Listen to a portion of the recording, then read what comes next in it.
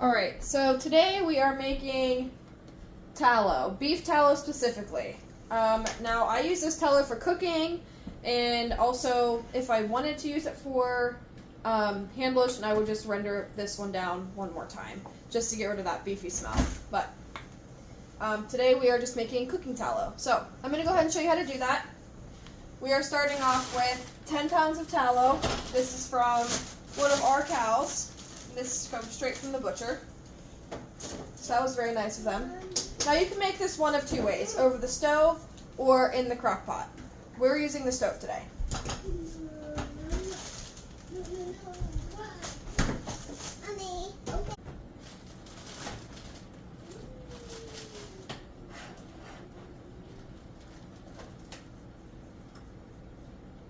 I turn this on medium-high for right now just to get it rendered down. And this stuff is still frozen. It's been sitting out for about 2 hours just to try and thaw it out a little bit. But most of it's still pretty frozen.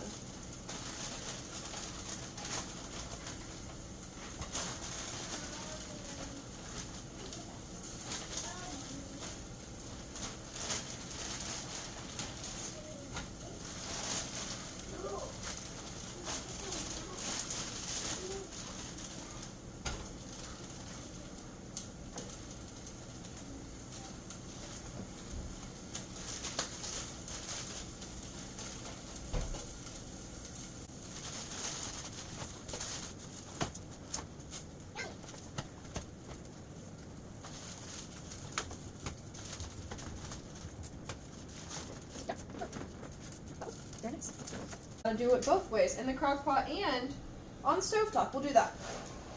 Okay, so we'll have one here on the stovetop, and then I'll put a crock pot right here beside it, and we can do both ways.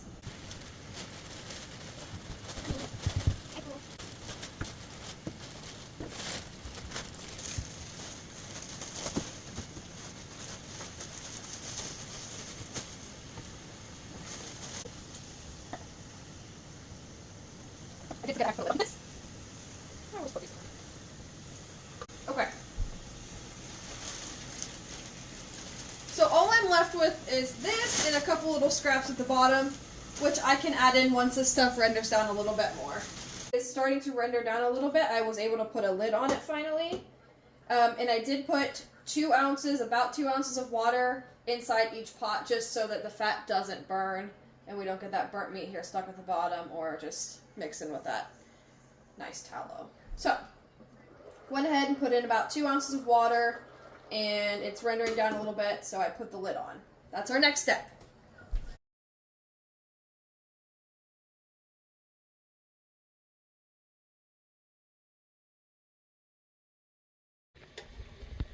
Alright, so now this is all 10 pounds of tallow, so I would assume, it's probably about 5 and 5. It's pretty close. Obviously, this one is going to cook faster than the crock pot style. Okay, we'll do another 2 ounces or a 1/4 cup.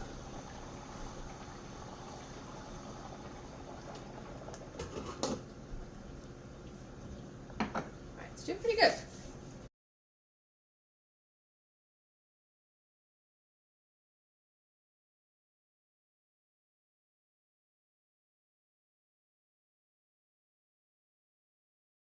So now I'm on about 5 for my heat.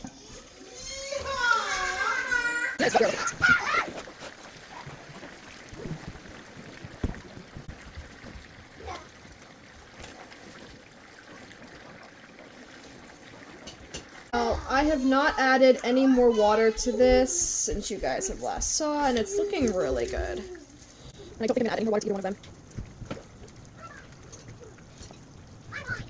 So this is probably going on about an hour and a half. This is about 4.5 hours in the crock pot. So you can see we're starting to get a nice tallow at the bottom. And I did not add any more water in, and I'm not going to add any more water into this one. I don't have to worry about this burning or anything like that.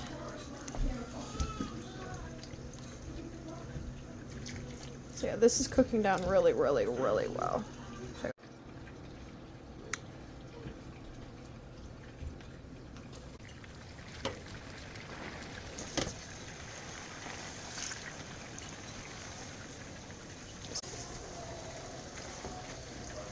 Let this simmer.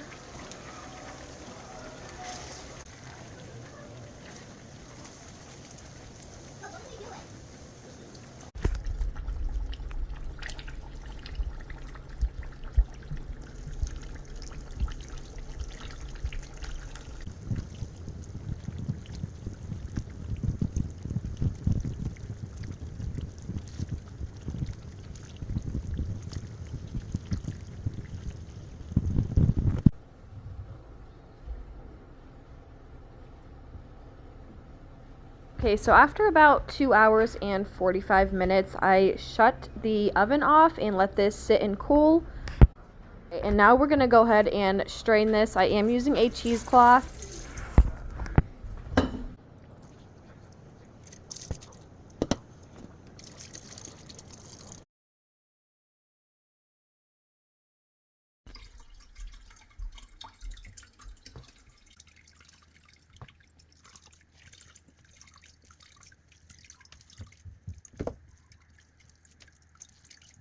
So now we're going to go ahead and put this in the refrigerator and let it cool overnight, and then we're going to take it out later.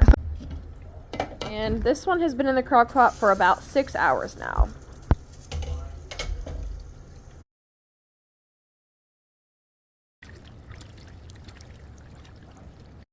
Did end up shutting my crock pot off overnight and put it in the refrigerator, so this is what it looks like. I'm going to go ahead and turn the crock pot back on and get it rolling again. Here's what our tallow looks like from sitting overnight in the refrigerator. Now I'm going to go ahead and just put pressure around the outside, that way we can just pop this right out of the bowl. Okay, and now the stuff at the bottom we're going to go ahead and scrape off until this is completely clean. I'm just using a butter knife for this process, and I'm just going to go ahead and scrape this entire thing.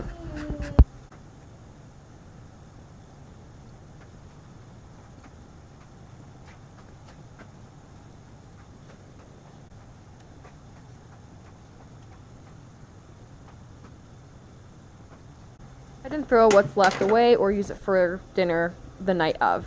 Now we're going to go ahead and put it back in this pot to render some more. I do have about 3 ounces of water maybe at the bottom of this. So you can go ahead and render this down again. This took maybe about 20 minutes.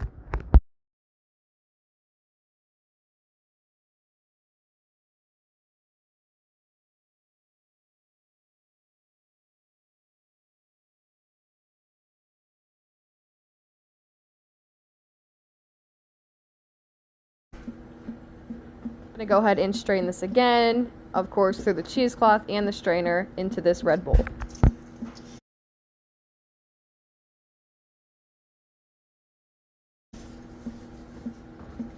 That's all.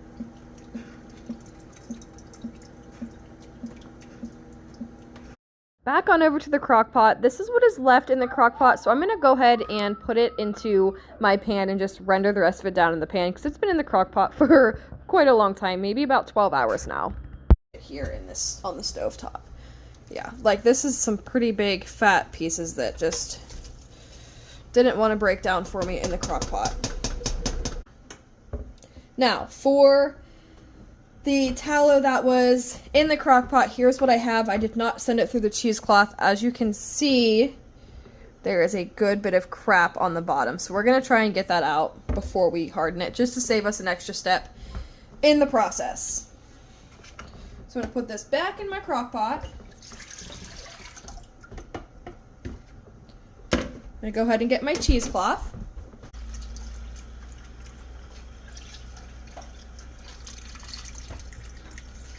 You can see there's a lot of that fat in there. It's big chunks. Bit left in here. We would have had to scrape all of that off and probably have rendered it down an extra step if we did not use the cheesecloth. So that is a step I highly recommend, is using that cheesecloth.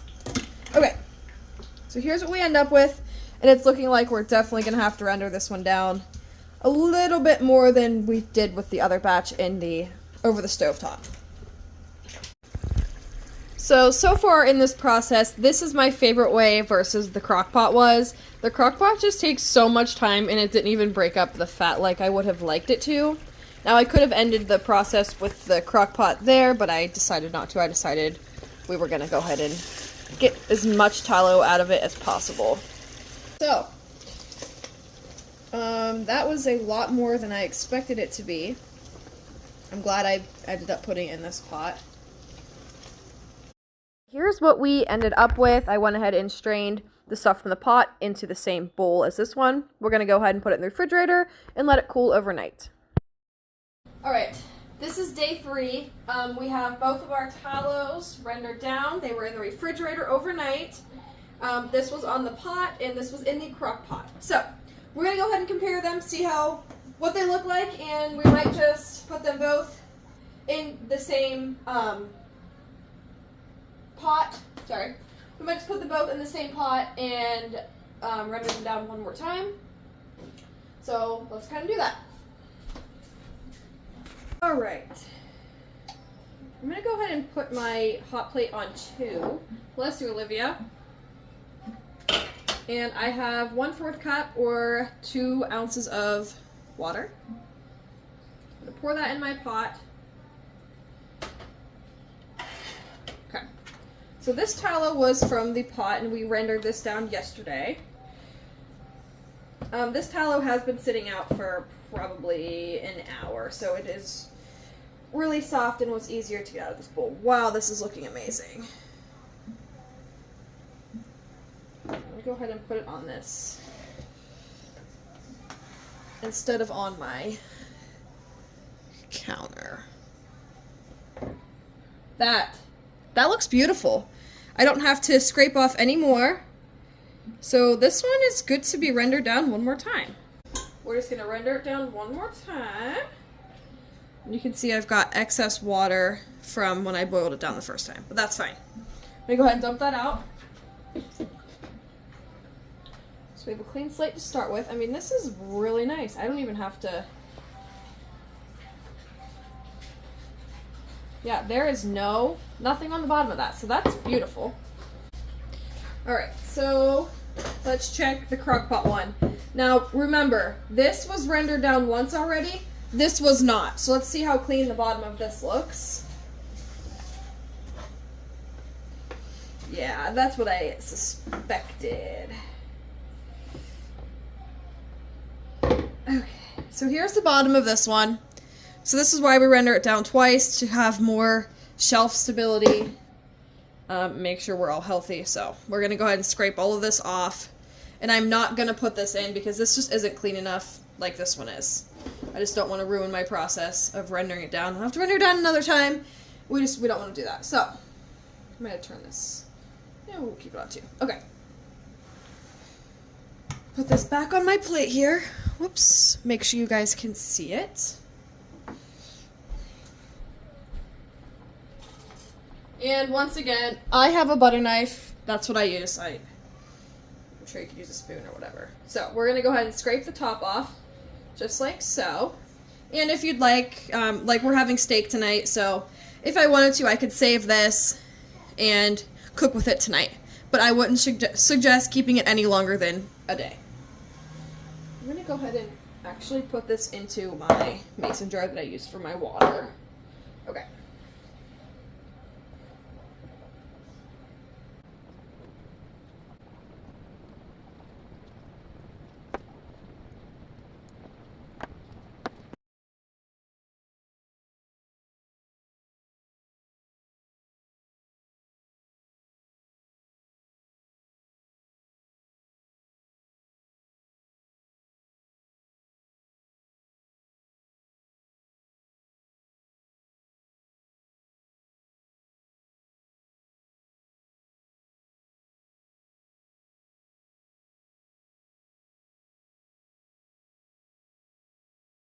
Here is what I got from this. So, here's what it should look like after you're done scraping. You should see no brown spots at all. This is really nice and clean tallow. I mean, this looks really, really, really nice. And I could put this in here, but like I said, I would like to render this down 2 more times. And this will be the last render for this batch.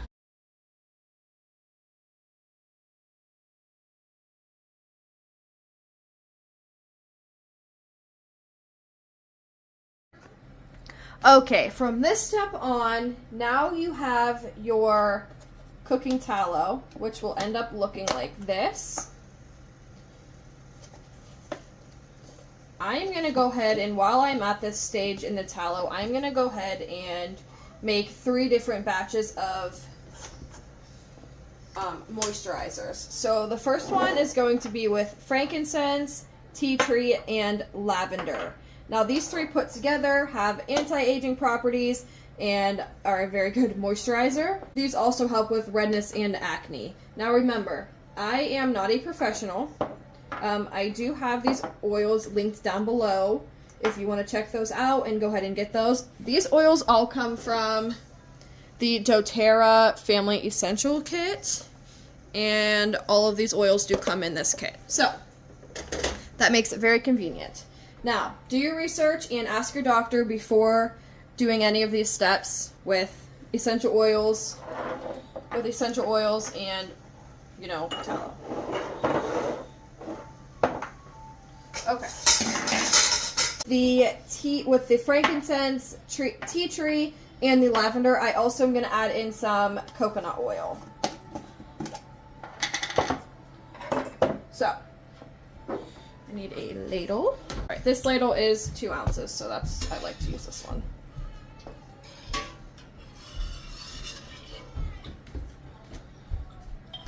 Ounces of my tallow. Dump this into the small bowl. And now I'm going to go ahead and get my coconut oil. I don't know how many ounces, I just kind of always guesstimate. I always just kind of do a spoonful.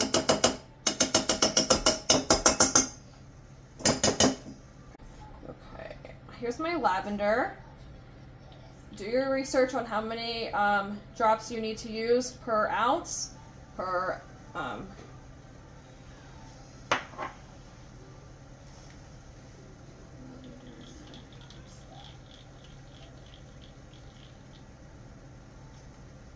using too much can burn your skin.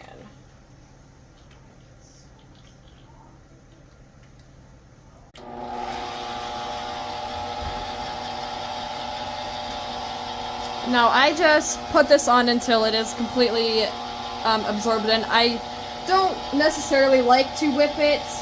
That is also an option if you would like to, is use the whipped tallow, but I just don't prefer whipped tallow. And I'll go ahead and wash those 2 off because they do have the essential oil in them.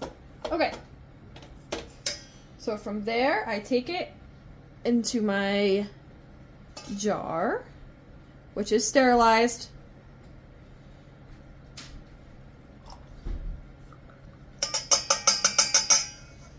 Now there you have it, and you can go ahead and repeat these steps. I like to use the deep blue for my joints. I use this one on my knuckles and sometimes my hips and sometimes my knees for arthritis, but that's just my personal preference. And I also use this Breathe without coconut oil. I use this Breathe as a nice chest rub or foot rub for, you know, when cold and flu season is around.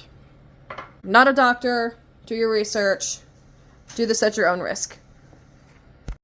I had finished all 3 of my batches that I wanted to do. Now I'm going to go ahead and put the rest into my 2 separate mason jars for cooking oil.